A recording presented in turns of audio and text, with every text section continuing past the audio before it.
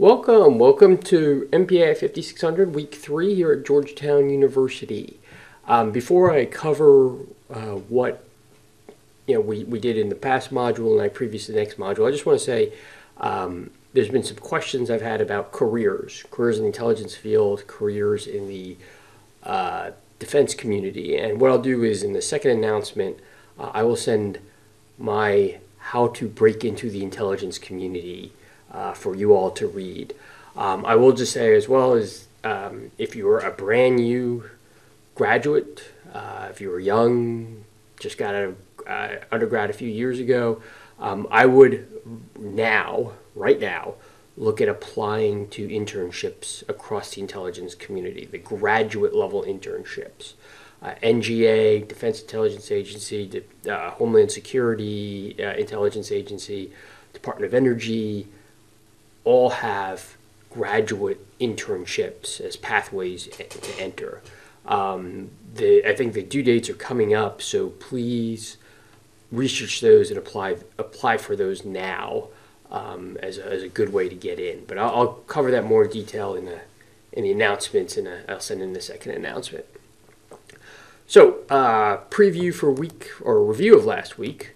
The UBL capture, and I think most people did a pretty good job of covering how the ints contributed to the UBL capture. And some of you brought up SIGINT, or I think most of you brought up SIGINT. Really the connection between the courier and how they use SIGINT to connect the courier to Osama bin Laden and to get his trace was a key SIGINT success. There's also kind of the negative evidence related to SIGINT that there was this facility that they had identified. It did not have normal phone lines, normal satellite dish, all the other things that you would see in that area. So that obviously piqued the interest that this is some sort of high value individual. So SIGINT in that case could prove the negative or emphasize the negative going forward. Human, the interrogations of not necessarily Khalid Sheikh Mohammed, but Hassan Ghul really revealed the courier, and that helped. Again, he identified the courier. The SIGINT was able to associate the courier with, or get his exact location and use that with, connect that to Osama bin Laden. And finally, GeoInt, that is the imagery that was taken, and this was successful for two reasons. One, we knew something about the number of families Osama bin Laden had, and you can map out the compound and look at the number of families to get a better idea that Osama bin Laden was there.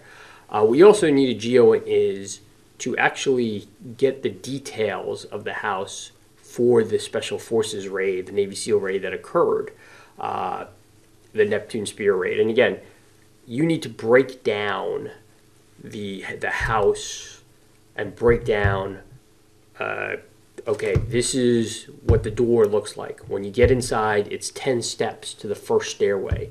It's a winding stairway to the second floor, and then this is where the first room on the second floor is, and 10 yards later, the second room is. You need those types of details if you're going to conduct a raid going forward, and the GeoInt helped map that location out. So again, you see a success of all the ints coming together to come up with a package. You didn't know 100% it was, but you definitely increased the probability that it was a high-value target and that it very well could be Osama bin Laden. So a success story there, and I think most of you kind of captured it. Some of you also captured OSINT, looking at his media reports, looking at other reports to better identify them. I'm sure that that helped as well. And then obviously the intelligence cycle, the amended intelligence cycle for the bin Laden, whether it was getting from requirement to the decision that you saw in the movie by policymakers that were receptive to it and able to execute that successfully.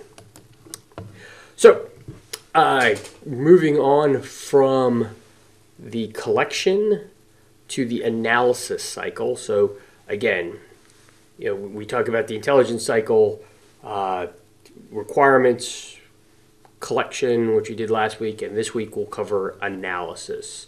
And mainly the pitfalls in analysis, the analytical bias that people have, that normal people have, and how it can lead people to make decisions or come to conclusions that are completely erroneous. And the Lowenthal will talk about it, the Tradecraft summary will talk about it, but what you will also see it is in the Confessions case study, which is the PBS Frontline documentary that it actually was. I had to update the work. So if you looked ahead of it, it had an old version. I updated it with a new YouTube version, or the new PBS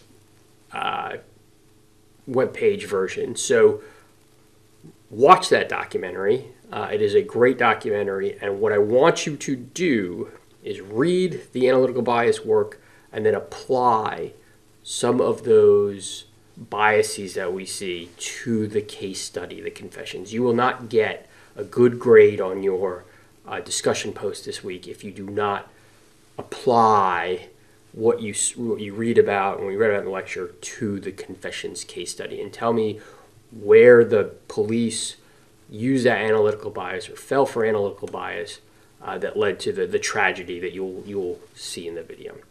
So I look forward to your questions, and if there's questions or issues, don't hesitate to reach out to me.